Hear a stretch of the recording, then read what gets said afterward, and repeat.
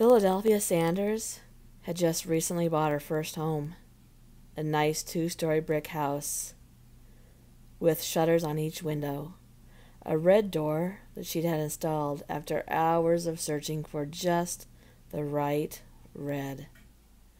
She'd had the walkway torn out and replaced with cobblestones, lined with bushes, and she'd had outdoor lighting installed to light up the large elm trees in her front yard. She'd kept the bushes in front of the large picture window, but had them trimmed as the home had been empty for a very long time, and the shrubbery was overtaking the house. She'd had new grass put in and tulips planted around the base of the large elm trees. She'd had the brick power washed to remove the chipped paint that had been placed over them, some fad in the 80s, she'd figured. And when the brick was exposed, they were a gorgeous mix of reds, browns, and burnt orange. She'd completely remodeled the insides. She left the layout mostly the same, but had modern appliances installed, and the bathrooms were completely redone. She'd painted the walls the perfect shade of gray, with white trim along the floors and ceiling. She'd ripped out the nasty stained carpeting, which for some odd reason had been cut out in random shapes, chunks really, throughout the house. There was no rhyme or reason for the shapes, or which rooms they were taken out of. They'd just been cut out. Cleanly cut, though, as if with a sharp knife. Underneath were wonderful dark wood floors, which she'd had stripped. Some were stained where the chunks of carpet had been removed, as if something had soaked through the carpet and the pad right into the wood. Some long-ago memory that these floors still held on to, even after being stripped and stained. One could still faintly make out the stained areas. She didn't mind, though. She felt like it added to the character of the place, the remembrance of past lives that this old girl had seen come and go in her days. Philly had hung a new chandelier in the foyer, and it would tinkle when the door was open, and the screen would allow a soft breeze to blow through the home, the reflection off the crystal sending small rainbows dancing throughout the first floor. She'd repurposed the old barnwood and had countertops made from it, and she'd done the same with the wood around the kitchen island. She liked mixing the old and the new. While in the midst of doing all the work and having the contractors in and out, she'd been caught up with shopping for the right furnishings and knickknacks, the art for the walls, some of which were her own paintings, each lit from above and below, to get the real feeling of the light in her work. She was quite proud of her using the light. Her artwork tended to be of landscapes and the people she'd see at the shore, some old, sitting in their chairs, reading the paper or a book, caught forever by her paint and brushes, some of children touching their feet to the waves for the first time, all glowing with the brightness of the sun. Even in the dark, she wanted her work to feel like sunshine. And as the days came about, and the house was finally becoming more and more empty, she became more and more aware that she was beginning to have an odd feeling when she was alone in the home. At first she felt as though she were being watched. You know that feeling when the hair on the back of your neck stands up and you look to see someone looking right at you? Well, it was that, and she'd look around quickly from her stool in front of her easel, and there'd be no one there. She would try not to look, telling herself this is ridiculous. She'd try and concentrate on her painting, but inevitably she'd quickly, as fast as she could, turn around, trying to catch the eyes as they were boring a hole through her, and always there was nothing. On the evening of November 30th, she was in her study painting. She'd had some music playing softly in the background, and again she felt the eyes upon her. And again she bargained with herself to not look, to stop this craziness. She reached over to turn off her iPad when suddenly there was a sharp knock on the door, then another, until they were coming rapidly. It scared her half to death. She jumped and knocked over the jar of water, which was holding her brushes. "Damn it," she said under her breath as she rushed to the door. As she opened it, still half startled and now half irritated as well, she blurted out, "Where's the fire?" As she came face to face with a gentleman of about 60 years of age. He had soft lines around his gray-blue eyes, reddish-gray hair, cut and combed neatly. He was wearing new jeans, a simple but nice shirt tucked in, a belt with a large shiny buckle, and cowboy boots. They looked to have been recently shined. He held his hat in his hand against his chest, and as he took a step back, he softly said, "Oh, ma'am, I'm sorry. Did I startle you?" Philly took a deep breath, wiped her hands on her old jean overalls that she always painted in. She thought they gave her inspiration, and she reached out for the man's hand. "Yes, a little.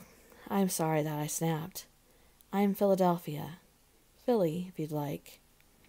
I'm sorry about that. I guess I shouldn't have knocked so loudly. My name is Ross Christopher. I'm your neighbor right over there, and this was my sister's place. It's been a long time since I've seen lights on in here. I'm glad to see someone giving this old place some life again." "Oh, it's nice to meet you, Mr. Christopher." "Ah, just Ross is fine." "Philly, is it?" "Yes, it's nice to meet you, Ross. Would you like some tea or lemonade? I just made some tonight." "Oh, I don't want to be a bother," Ross commented. "That's no bother. I was feeling a little scared, I guess. The house is so quiet. Gets the mind wandering." He chuckled, and she opened the door and invited him to sit in the living room. "Here's your lemonade, Ross. So, this was your sister's home?" "Yes, ma'am." "Philly? Interesting name you got there." "Yes, well, my father is a history buff. Loves Philadelphia so much that he named me after it. Anyway, my sister lived here with her husband and 3 young'uns." "Oh, so they moved away then?" "Well, they left, yes. This place has sat here ever since." "Yeah, I'd noticed that. No buyers for the place, ever?" "Nah, I didn't even try for a long time, and then when I did, we just get a lot of gawkers. But no offers, so I took her off the market until recently. You were the first to want her." "Wow, I feel so lucky. This place is gorgeous." "Now, I don't want to make myself an unwanted guest, so I'm going to go ahead and get along now. I just wanted to introduce myself, to let you know if you need anything. Like I said, I'm just over there." "Okay. Thank you for coming. That was very kind of you." Philly noticed that Ross's eyes were darting around the room, over to the dining area, the kitchen, towards the hallway. "Would you like me to show you around?" she asked. "Oh, no, ma'am. It's just that it's much different than before." He walked to the door and he stepped out. He put his hat on his head and he began to walk away. "Don't forget to holler if you need anything," he yelled back while waving his hand in the air. Philly waved back and went inside. She had only just sat back down when she began to feel that odd feeling again. It seemed... she couldn't put a finger on it, but it was starting to give her a stranger feeling, like when your parents argue while you're in the same room and the air becomes tense with dread.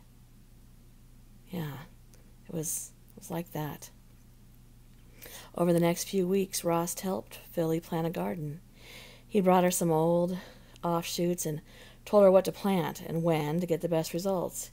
He told her stories about the barn that she'd torn down and gotten the wood from, how he and his sister would play in it when they were children. Their parents had owned the entire property and then split it between them when they had passed. He'd tell her who was the gossip in town and who baked the best banana bread. He'd been a widower for more than 10 years now and was quite familiar with the ladies of the town. He'd blush when she teased him after she sees someone bring him a casserole or a pie, told him that he must be quite the prize around here. They both enjoyed each other's company, and Philly was grateful for that. One evening, he'd invited Philly to have dinner at his place, a beefy cheese casserole and some pumpkin bread the two ladies had given him.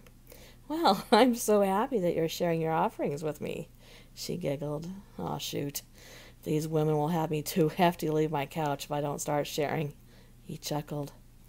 After dinner, they sat on his porch, and she began to tell him about how strange her house felt, almost scary, that there were times in the middle of the night that she thought she heard screaming or a child's whimpering.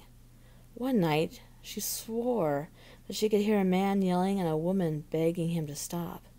She even went to make sure that she hadn't left her TV on. She told him that she'd feel eyes staring at her when no one was there, and that she knew this must sound downright crazy, but it was happening. Ross told her that sometimes these old houses creak, and the wind can blow through the attic and make sounds. He told her that she didn't sound crazy, just more like a city girl who wasn't used to the quiet of a big house, and that he'd keep an extra eye out for her. On the walk back home, she felt better that she'd finally told someone about what she'd been experiencing. Yeah, maybe it is the wind. Maybe some squirrels up in the attic, too. She would call someone out, check for that, and maybe install more insulation, too. As she walked into her yard, she noticed that the tree limbs were also touching her roof. Maybe she'd call a tree guy and have him trim those up, too. She wasn't sleeping well anymore, and needed to do something to fix this. 2 nights later, around 2 a.m., Philadelphia was sleeping soundly in her second-floor bedroom. Her curtains were open just a bit to allow the moonlight to come in. She was under 2 comforters, as it had been snowing all night long. She loved it when it snowed, how the air became still and more silent, and she thought that the fresh briskness of the snowy night made her sleep better, too, when suddenly she bolted upright.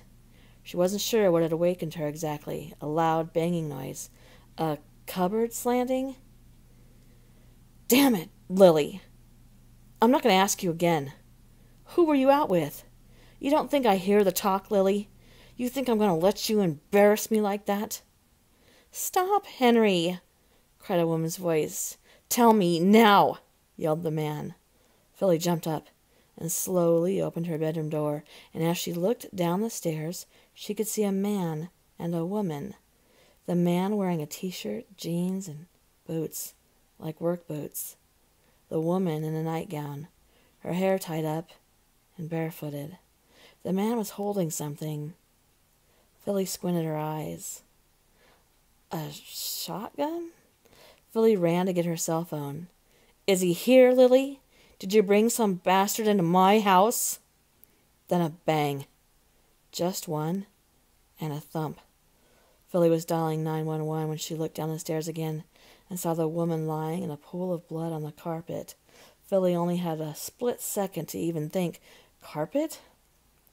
The man was coming up the stairs, the woman whispering his name. "Henry." Philly hid in her closet.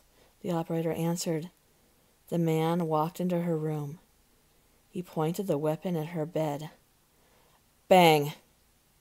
Then left and walked down the hall. 2 more bangs. "Shh! This is Philadelphia Sanders. Someone is in my home. Armed. Hurry!" Philly held the phone in her hands as she was told to do. "They're on their way, ma'am. Don't come out until I tell you that there's an officer in that room. Do you understand?" Philly understood, and she remained in the closet, shaking and crying, until the 911 operator told her that someone was opening the door and that it was a police officer. "Philadelphia Sanders?" he asked. As they walked her down the stairs, Philly was confused, feeling dazed and not understanding what she was seeing. Her kitchen, her wood floor, the area that still had that slight stain. No carpet. The police were questioning her when Ross came in and ran to her side. He listened intently as she told the officers what she'd seen and heard. They looked at her like she was nuts. He turned as white as a sheet. "Ma'am, have you been drinking? Taking any new medications?" "What? No. What are you asking? What is happening?" She was so confused, her head aching. She looked around her living room. There was nothing out of place. Her kitchen counters were just as she'd left them. Nothing looked different than it had when she'd gone to bed. Then an older officer, late 60s, she guessed, knelt down next to her and calmly spoke. "Miss Sanders, do you know this man?" And he pointed to Ross. "Yes, I do." And the officer introduced himself as Captain Johnson. "Ross, have you been talking to Miss Sanders about this house?" Ross began to answer, but Philly broke in. "Ross hasn't told me anything about this house, other than his sister and her family lived here. And what does that have to do with what happened tonight?" She was beginning to feel angry and stupid at the same time. She wasn't seeing now what she had seen from her bedroom. "Ross, I'm going to ask you again. Have you filled this young woman's head with a bunch of information about this house and what happened that night? Could she have dreamt this because of something you've told her? Because it's pretty serious for us to get a call like this from a woman, and if she's jerking my chain, I swear to—" "No, John, no. I haven't told her anything, no." Philly was pretty mad now. They were talking about her as if she weren't even there. "Talk to me," she said loudly. "What are you two talking about?" "Ma'am, Ross's sister and her family did live in this house, and his brother-in-law brutally murdered his sister and their 3 children in the exact same way that you described to my 911 operator tonight, 25 years ago."